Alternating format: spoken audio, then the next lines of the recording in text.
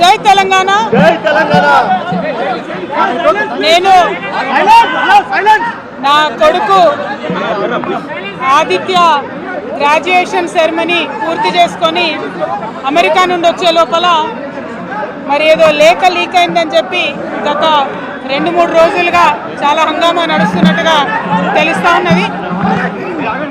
మరి ఈ సందర్భంగా నేను చెప్పదలుచుకున్నది ఒకటే, 2 వారాల క్రితం నేను గౌరవనీయులు పెద్దలు కేసీఆర్ గారికి ఒక లేఖ రాయడం జరిగింది.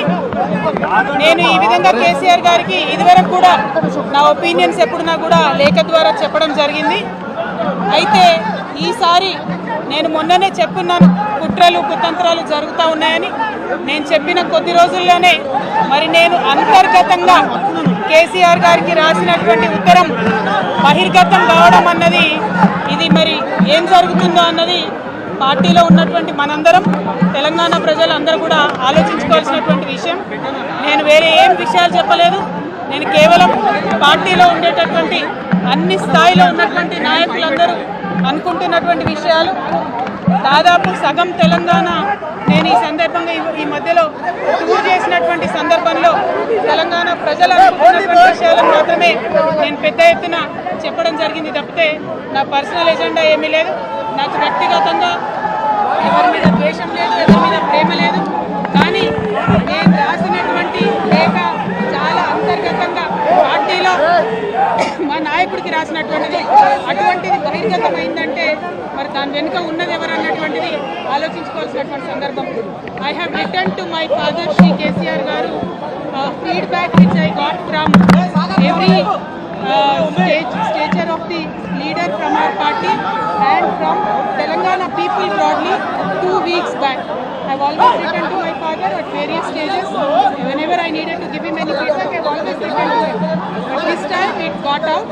I believe it is the handiwork of some of the cowards in the party, and the party should decide how to deal with them. I have not written anything negative against KCR garu or the party. To strengthen the party and to work for the people of Telangana. Feedback mechanism is necessary, and that is what I have done. Thank you. Jai Telangana.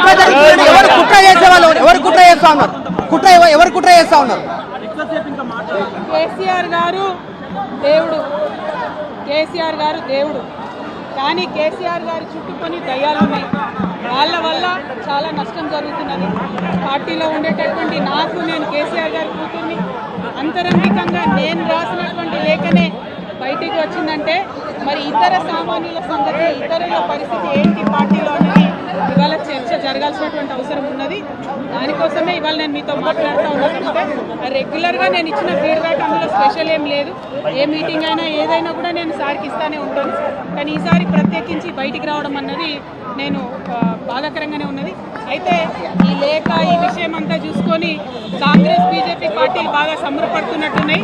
కోతి కొబ్బరికాయ దొరికినట్టుగా ఏదో BRS party ఆగమైంది, KCR గారికి ఏమో అంత scene లేదు. మా నాయకుడు కేసీఆర్ గారే, కేసీఆర్ గారి నాయకత్వంలోనే తెలంగాణ బాగుపడుతుంది, ముందుకు పోతుంది. అందులో ఎటువంటి అనుమానం లేదు. కేసీఆర్ గారి నాయకత్వంలోనే బీఆర్ఎస్ పార్టీ కూడా ముందుకెళ్తుందని చెప్పి నేను బలంగా పార్టీలో ఉన్నటువంటి చిన్న చిన్న లోపాలను డిస్కస్ చేసుకొని సవరించుకొని కోవట్లను పక్కకు జరుపుకుంటూ ముందుకు పోతే పార్టీ 10 కాలాల పాటు చల్లగుంటుంది అనేటువంటి నా భావన. బీజేపీ కానీ కాంగ్రెస్ కానీ తెలంగాణ ప్రజలకు మొదలుపెట్టింది ఏమీ లేదు. 2 పార్టీలు కూడా తెలంగాణను ఫెయిల్ చేసినాయి. ఆ 2 పార్టీలకు కూడా ఆల్టర్నేటివ్ కేసీఆర్ గారి నాయకత్వమే. ఆ కేసీఆర్ గారి నాయకత్వంలోనే తెలంగాణ ముందుకు పోతుందని చెప్పి నేను బలంగా నమ్ముతా ఉన్నాను. Thank you.